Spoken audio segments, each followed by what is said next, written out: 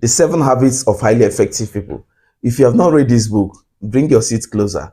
Let me share with you the lessons I've learned from this great book. This is African Reading Parlor with Chimezo Demenam. AROP is a brainchild of Merchants of Knowledge Africa, and our mission remains to change the narrative of Africa as a non-reading continent and to roll away the mountain of ignorance. You are what you habitually do, so adopt productive habits. You have the ability to improve your habits and your life. The 7 habits of highly effective people are: number 1, be proactive. Number 2, begin with the end in mind, that is, focus on the goals. Number 3, put first things first, that is, set priorities. Number 4, think win-win. They only win with others. That's how highly effective people behave. They seek first to understand, then to be understood. They synergize, that's, they form a cooperation. And they repair their deficiencies, they sharpen their soul. Let's look at the habits in details. Habit 1, be proactive. You are free because you determine how you respond to circumstances. Highly effective people take the initiative. They are proactive. They don't impose limits on themselves that prevent them from acting. They recognize that they have the freedom to determine the kind of character they will have because they can decide how they will act. They may not be able to control their circumstances, but they can decide whether to use those circumstances or be abused by the circumstances. They live by the principles of personal vision. There is a man called Viktor Frankl. He was a prisoner in Nazi concentration camp. His entire family, except for one sister, was murdered in the camps. As horrific as his circumstances were, Frank recognized that he was free because he could decide how he would think and act amidst the horror. Even when he was starving in prison, he visualized himself lecturing in a classroom, telling students about the horror and what he learned from it. His mental discipline made him stronger than the camp guards. He inspired fellow prisoners and even some of the guards themselves. Frank was proactive. He took the initiative and accepted responsibility for his fate. He recognized that his fate was his to decide. He didn't have the power to walk away from the camp, but he had the power to master it. That is what proactive people do. Habit number 2 of highly effective people. Begin with the end in mind. Write a personal statement to clarify your principles and set your goals. Think carefully about your goals. Many people spend their lifetime pursuing a goal that proves meaningless, unsatisfying, or destructive. And you see them on the covers of tabloid magazine, rich, famous, busted for drugs, or watching their marriages fall apart. Power, money, and fame were the goals that they wanted and achieved. But at what price? Effectiveness is not just a matter of reaching a goal, but rather of achieving the right goal. Imagine yourself sitting in the back of a room at your funeral. Imagine what people could honestly say about you based on the way you are now. Do you like what you hear? Is that how you want to be remembered? If not, change it. Take hold of your life. Implement personal leadership. Begin by drafting a personal mission statement that outlines your goals and describes the kind of person you want to be. Think carefully about this mission statement. Examine yourself. See yourself as you really are. Are you self-centered? Are you a workaholic? Are you money-grubbing? Decide what you need to change and what you want to become. Write the statement and make a commitment to yourself. And most importantly, keep that commitment. Habit number 3. Put first things first. Balance the attention you give to each of your role. You have the power to change who you are, but that means changing how you act. Never let your most important priorities fall victim to the least important ones. Many people spend their time reacting to urgent circumstances and emergencies and never invest the necessary effort to develop the ability to prevent emergencies themselves, to exercise personal management. They confuse the most important with the urgent. The urgent is easy to see, but the truth remains that the most important is hard to discern. Emphasize planning, avoiding pitfalls, developing relationships, cultivating opportunities, and getting adequate recreation. Don't think about cramming a lot of business into your schedule, but rather about making sure that you spend the necessary time on important things.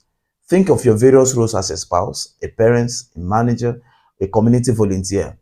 Give each role an appropriate allotment of time on your schedule. Don't rob Peter to pay Paul, vice versa. Habit 4. Think win-win. Multiply your allies. In marriage, business, or other relationships, exercise interpersonal leadership to make both parties winners. Two wins makes everyone better off. Two loses places everyone in one situation. A win-lose relationship creates a victor and leaves someone injured. Highly effective people strive for win-win transaction, which makes it profitable for everyone to cooperate because all the parties are better off in the end. Any other kind of transaction is destructive because it produces losers and therefore enemies and bad feelings, such as animosity, defeat, and hostility. Highly effective people become highly effective by multiplying their allies, not their enemies. A good alliance is a win-win situation. Habit 5. Seek first to understand, then to be understood. Communication and trust are two-way streets. They work in pari passu. To develop win-win relationships, find out what the other parties want and what winning means to them. Don't assume to know. Listen. Always try to understand what the other people want and need before you begin to outline your own objectives.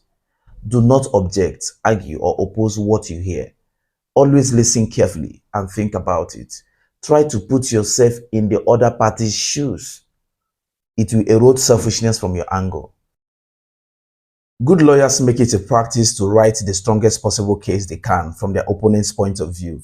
Only when they understand the best possible argument for the opposition do they begin to draft the case from their client's point of view. This tactic is equally valuable in personal relationships or business arrangements.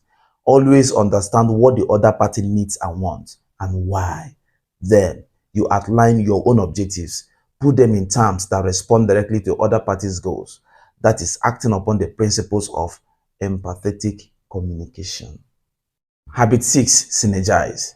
The cooperative whole is greater than the sum of the individual parts. That is one of the habits of highly effective people. Cooperation multiplies the power of one. In fact, creative cooperation may yield a force greater than the sum of the parts, just as an ark can support a greater weight than two pillars can hold. The ark multiplies the power of both pillars. The buzzword to describe this kind of relationship is synergy, which means bringing together a whole that is greater than the sum of parts. Effective synergy depends on communication. Many people make synergy impossible by reacting from scripts. They don't listen, reflect, and respond, but instead hear and react reflectively, which doesn't make sense. Their reactions may be defensive, authoritarian, or passive. They may oppose or they may go along, but they don't actively cooperate. Cooperation and communication are the two legs of a synergistic relationship. Listen, reflect, respond, and actively cooperate. Habit 7. Sharpen the saw. Take the time to sharpen your tools, your body, your soul, mind, and heart. This is the last habit, according to this book, of highly effective people. I want to share a little story as part of this book. In an old yarn, a man is sawing a log. The work is going slowly. The man is exhausted. The more he saws, the less he cuts. A passerby watches for a while and suggests that the man should take a break to sharpen the saw. But the man says he can't stop to sharpen the saw because he's too busy sawing. A dull saw makes the work tiresome, tedious, and unproductive. Highly effective people take the time they need to sharpen their tools, which are in fact their bodies, their soul, their mind, their hearts. It's time for self-renewal. Effective people take care of their bodies with a program of exercise that combines endurance, flexibility, and strength. It's easy to plan such a program and you don't have to join a gym to implement it.